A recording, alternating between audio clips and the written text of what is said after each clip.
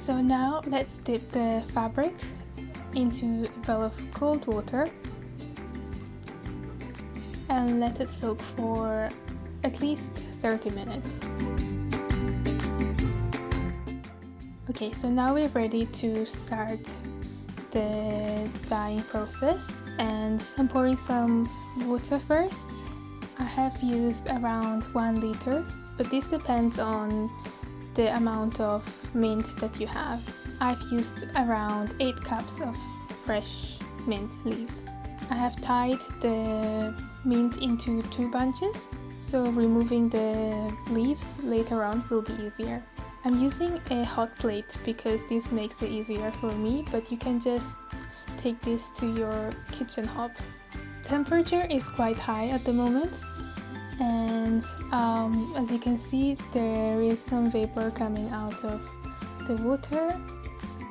So it's been around 10 minutes and I can already see a yellow tone in the water, and I am stirring it occasionally. It's been 30 minutes and the color is much deeper, and I have set the temperature to medium.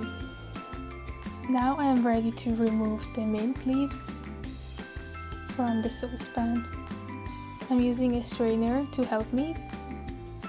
I am going to keep the dye on a low heat, and in the meantime I'm straining the fibers for the dye bath. I have just turned off the heat, and now I'm ready to soak the fabrics into the dye.